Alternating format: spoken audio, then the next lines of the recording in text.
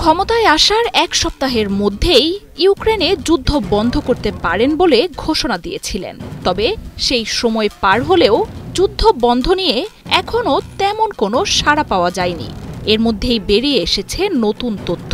যুদ্ধ নিয়ে দর কষাকষি শুরু করেছেন মার্কিন প্রেসিডেন্ট ডোনাল্ড ট্রাম্প। জেলেনস্কির কাছে বিরল খনিজ চেয়েছেন তিনি।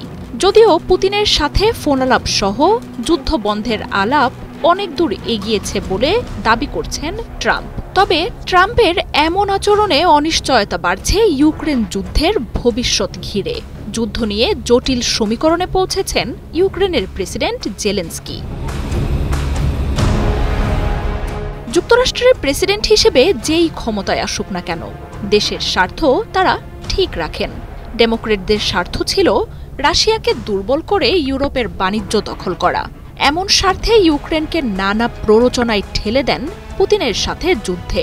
যদিও যুদ্ধ বন্ধ করে শান্তি প্রতিষ্ঠার পরিকল্পনার কথা জানিয়েছিলেন ট্রাম্প। তবে সদ্য দায়িত্ব নেয়া এই প্রেসিডেন্টের সামনে এসেছে ইউক্রেনের বহু মূল্যের দুষ্প্রাপ্য খনিজ সম্পদ, আর সেটা পেতে শান্তি বিসর্জন দিতেও প্রস্তুত এই নেতা। জেনেক্সে শিফট করো, লাইফকে লিফট করো। ট্রাম্পের দাবি, যুদ্ধের ৩ বছরে ইউক্রেনকে অবাধ সহায়তা দিয়ে গেছে বাইডেন। অর্থের হিসেবে তা $৩৭৫ বিলিয়ন বেশি। আর এখন সেসবের মূল্য চোকানোর সময় এসেছে। ট্রাম্প জানান, ইউক্রেনে বিরল ও মহামূল্যবান খনিজ রয়েছে। সেসব সহ অন্যান্য উৎস থেকে এখন ইউক্রেনকে ঋণ পরিশোধের প্রস্তাব দিয়েছেন তিনি। তবে ট্রাম্পের এই ধরনের প্রস্তাবকে অযৌক্তিক বলে মন্তব্য করেছেন জার্মানি সহ পশ্চিমা অন্য দেশগুলো। তারা বলছে, যুদ্ধ বন্ধ হলে দেশ পুনর্গঠনে এই সম্পদ প্রয়োজন ইউক্রেনের। দেশটির হাতে রয়েছে 17টি বিরল খনিজ। ল্যান্থানাইট, স্ক্যান্ডিয়াম, ইথ্রিয়ামের মতো এসব খনিজ ইলেকট্রনিক গাড়ি, ফোন সহ অত্যাধুনিক প্রযুক্তির ডিভাইস তৈরিতে ব্যবহার করা হয়। বিদ্যুৎ গতিতে এগিয়ে যাওয়া চীনের হাতে রয়েছে এসব খনিজের 60% বেশি মজুদ। এসব খনিজের উত্তোলন ও প্রক্রিয়াজাতকরণের সত্ত্বও রয়েছে শি জিনপিংয়ের কাছে।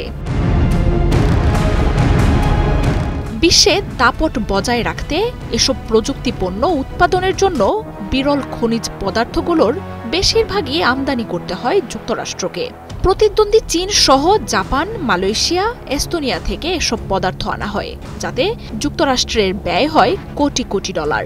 এছাড়াও টাংস্টেন, টেলুরিয়াম, লিথিয়াম, টাইটেনিয়াম ও ইন্ডিয়ামের মতো ধাতুর জন্যও যুক্তরাষ্ট্রকে আমদানির খোঁজ চালাতে হয়। যুক্তরাষ্ট্রের চাওয়া এসব পণ্যের অনেক মজুদ রয়েছে ইউক্রেনে। দেশটির অন্তত 6টি জায়গায় এসব খনিজ রয়েছে। মজুদের পরিমাণ 111 বিলিয়ন টন, যার মূল্য $14.8 ট্রিলিয়ন। তবে মজার ব্যাপার হচ্ছে, এসব খনিজের 70% রয়েছে রাশিয়ার দখলে চলে যাওয়া দোনেস্ক এবং লুহানস্ক অঞ্চলে। এছাড়াও নিপ্রোপেট্রোভস্ক শহরেও এসব খনিজ পাওয়া গেছে। সেই অঞ্চলটিও রয়েছে পুতিনের বাহিনীরই দখলে। খনিজে সমৃদ্ধ আরেক অঞ্চল ক্রিমিয়াকে রাশিয়া দখলে নিয়েছে আরও আগেই। জটিল খেলা খেলছেন জেলেনস্কিও। সংবাদ সম্মেলনে তিনি বলেন, যুক্তরাষ্ট্রকে ইউক্রেনের এসব খনিজ সম্পদ দেওয়ার ধারণা তারই। জানান, যুদ্ধে সহায়তা করা বন্ধুদের জন্য দেশের বিনিয়োগের দরজা খোলা। রাশিয়ার নিয়ন্ত্রণে থাকা ইউক্রেনের অঞ্চলগুলোর অর্থনৈতিক মূল্যের কথাও প্রকাশ করেছেন তিনি। মার্জিয়া উপমা, ৭১।